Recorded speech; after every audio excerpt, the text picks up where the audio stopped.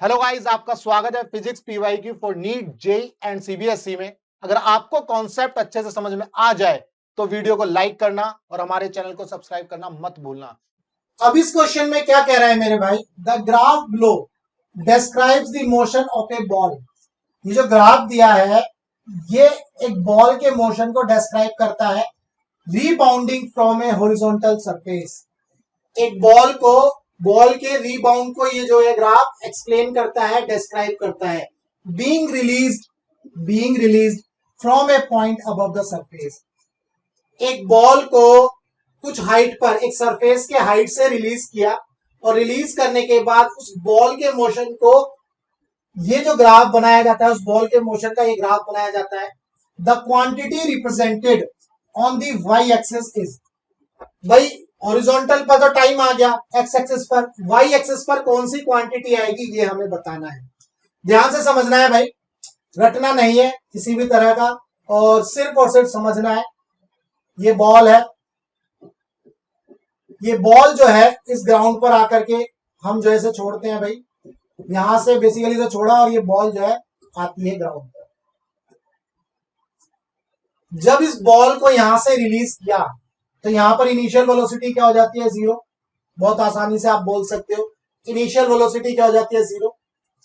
यहां पर आएगी बॉल तो यहां पर इसकी वेलोसिटी वी मैक्स होती है, बेसिकली मैक्सिमम वेलोसिटी होती है, वी ले लो। अब आप पढ़ते हैं कोलिजन, या तो इलास्टिक कोलिजन होता है या फिर इनइलास्टिक कोलिजन होता है। इलास्टिक होता है या फिर इनइलास्टिक होता है।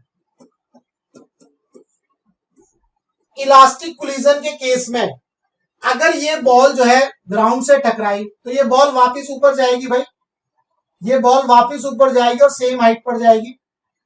इलास्टिक के केस में यानी कि कोई लॉस नहीं होता मोमेंटम का, एनर्जी का।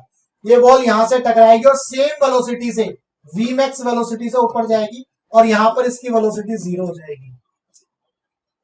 अगर इन इलास्टिक का केस होता है, अगर इन इलास्टिक का केस होता है तो इसकी जो वेलोसिटी है ये कम हो जाएगी, इस बॉल की वेलोसिटी कम हो जाएगी और कुछ इस हाइट तक ही जाएगी, यहां पर जाएगी, यहां पर इसकी वेलोसिटी फिर जीरो हो जाएगी। फिर ये बॉल वापस आएगी यहां से, अब ये बॉल फिर यहां से उठेगी, फिर ये कुछ हाइट तक जाएगी, फिर यहां पर जो है इसकी वेलोसिटी जीरो हो जाएगी।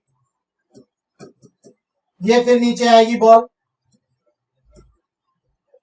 अब यहां से फिर उठेगी, फिर यहां आएगी और फिर यहां से ये नीचे आएगी। समझ पा रहे हैं? तो अगर इलास्टिक का केस हुआ तो कोई दिक्कत नहीं है भाई, बॉल ऊपर से ड्रॉप करी, जिस वेलोसिटी से यहां पर आएगी सेम वेलोसिटी से ये वापस रिबाउंड कर जाएगी, सेम वेलोसिटी से ये रिबाउंड कर जाएगी। इसका मतलब क्या है, इसका मतलब ये है भाई इनिशियल में इसकी वेलोसिटी जीरो है। अगर मैं वाई एक्सिस पर वेलोसिटी मानता हूं, अगर मैं वाई एक्सिस पर वेलोसिटी मानता हूं तो मैं वेलोसिटी देखूंगा तो इनिशियल वेलोसिटी जीरो, बहुत बढ़िया, कोई दिक्कत नहीं है। वापिस आती है मैक्सिमम वेलोसिटी हो जाती है, यहां तक कोई दिक्कत नहीं है। जब ये बॉल रिबाउंड होगी, जब ये बॉल ग्राउंड से रिबाउंड होगी तो ये मैक्सिमम वेलोसिटी से जानी चाहिए भाई, ये रिबाउंड हो गई, देखो ये रिबाउंड हो गई है। रिबाउंड होने के बाद एक बात बताओ, चाहे ये इलास्टिक कोलिजन हो या फिर इन इलास्टिक कोलिजन हो, इसकी जो वेलोसिटी है मैक्सिमम हाइट पर, अगर इलास्टिक होता है तो ये हाइट होगी, इन इलास्टिक होता है तो ये हाइट होगी, ठीक है। तो इस केस में भी वेलोसिटी जीरो तो है मेरे भाई, इसके इस पॉइंट पर इसकी वेलोसिटी जीरो होगी बॉल की, लेकिन यहां पर तो ये वेलोसिटी की कोई वैल्यू बता रहा है, जबकि ये ग्राफ ऐसे बन जाना चाहिए था। समझ में आ गया? तो इसका मतलब इस ग्राफ में यहां पर वेलोसिटी की कोई वैल्यू मिल रही है, ये तो वेलोसिटी की वैल्यू जीरो नहीं है। आप देख पा रहे हो ना भाई, बॉल यहां से आई ग्राउंड पर, ग्राउंड से टकराई, बॉल वापस जाएगी। अगर इलास्टिक होगा तो यहां तक चली जाएगी, इन इलास्टिक होगा तो कुछ यहां तक हाइट तक जाएगी। जब इस हाइट तक जाएगी तो यहां पर वेलोसिटी क्या होगी, यहां वेलोसिटी क्या होगी, जीरो, मैक्सिमम हाइट तक। तो ये तो यहां पर कोई वैल्यू दिखा रहा है, तो इसका मतलब वेलोसिटी तो नहीं होगा, ठीक है। अब बात करते हैं मोमेंटम की। भाई मोमेंटम क्या होता है मेरे भाई, मोमेंटम होता है मास इंटू वेलोसिटी। मोमेंटम होता है मास इंटू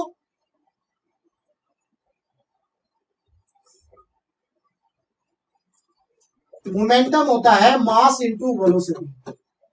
भाई ये देखो मास तो कांस्टेंट हो जाएगा क्योंकि बॉल है, एक ही बॉल है, उसका जो मास होगा वो कांस्टेंट होगा। तो मोमेंटम जो है मास के ऊपर वेलोसिटी के ऊपर डिपेंड कर जाएगा। इस केस में मोमेंटम वेलोसिटी के ऊपर डिपेंड कर जाएगा। अगर इसकी वेलोसिटी जीरो होगी तो इसका मोमेंटम भी जीरो होना चाहिए।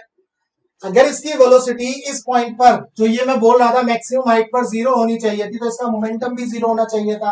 तो इसका मतलब फोर्थ ऑप्शन भी नहीं होगा। ठीक है, तो वाई एक्सिस पर ना तो वेलोसिटी हो सकती है और ना ही मोमेंटम हो सकता है। एक्सीलरेशन की बात करते हैं।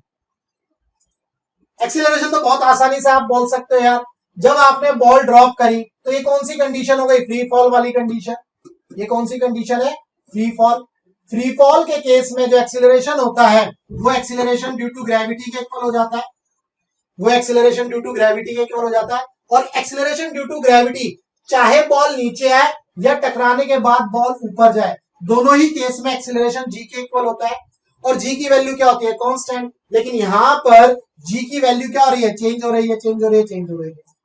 तो वाई जो है एक्सीलरेशन पर भी एक्सीलरेशन भी नहीं हो सकता। तो थर्ड ऑप्शन भी गलत हो गया। बचता क्या नहीं करता, ऑप्शन 1 जो है सही हो जाता है, डिस्प्लेसमेंट। इसका मतलब जो वाई एक्सिस पर क्या है हमारा, डिस्प्लेसमेंट। अब इसको प्रूव करते हैं। इसको प्रूव करते हैं कि कैसे ये डिस्प्लेसमेंट होगा। इस चीज को ध्यान से समझेंगे।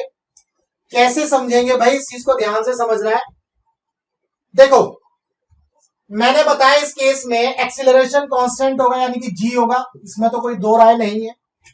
इनिशियल वेलोसिटी जीरो होगी, फाइनल वेलोसिटी मैक्सिमम होगी वी मैक्स, यहां तक तो कोई दिक्कत ही नहीं है। अब अगर ये डिस्प्लेसमेंट टाइम ग्राफ हो जाता है, अगर ये डिस्प्लेसमेंट टाइम ग्राफ हो जाता है तो हम अगर इसके ऊपर स्लोप निकालेंगे तो हमें क्या देगा, वेलोसिटी। भाई किसी भी पॉइंट पर आप निकाल लो, ये स्लोप निकाला, इस पॉइंट पर निकाला तो ये स्लोप निकल गया, इस पॉइंट पर निकाला तो ये स्लोप निकल जाएगा। तो भाई हर पॉइंट पर देखो इसका स्लोप जो है इंक्रीज होता जा रहा है, इंक्रीज होता जा रहा है, स्लोप जो है इंक्रीज होता जा रहा है। और ये कैसा कर्व है, ये पैराबोला है। कैसा कर्व है मेरे भाई, पैराबोला।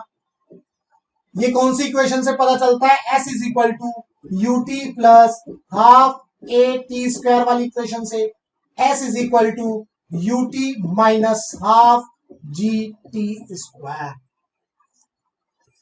तो ये इस इक्वेशन से पता चलता है कि ये कर्व क्या है, पैराबोला है ना। ये कर्व पहला पैराबोला है। तो इसका मतलब y जो y एक्सिस पर डिस्प्लेसमेंट होगा और x एक्सिस पर टाइम होगा। क्लियर है, यहां से भी पता चल रहा है। तो ये पैराबोला है। तो इसका मतलब इसकी वेलोसिटी जो है इंक्रीज करती जा रही है, लेकिन जो स्लोप का जो इंक्रीज करने का रेट है यानी कि वेलोसिटी का जो रेट है वो सेम है। इसका मतलब एक्सीलरेशन कांस्टेंट हो गया। तो यहां से भी आप देख सकते हो।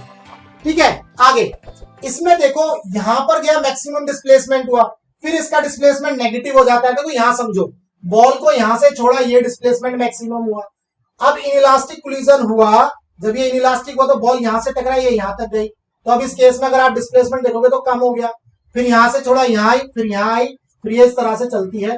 तो इसका मतलब डिस्प्लेसमेंट क्या हो रहा है, रिड्यूस हो रहा है। तो यही चीज ग्राफ में यहां दिखाई गई है। ये ऐसे चलेगा, ऐसे चलेगा, ऐसे चलेगा, एक पॉइंट पे ये जीरो हो जाएगा, फ्लैट हो जाएगा।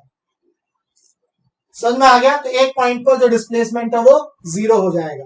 क्लियर है। तो ये था क्वेश्चन नंबर 28, जिसका जो सही ऑप्शन है, फर्स्ट ऑप्शन जो है वो करेक्ट है।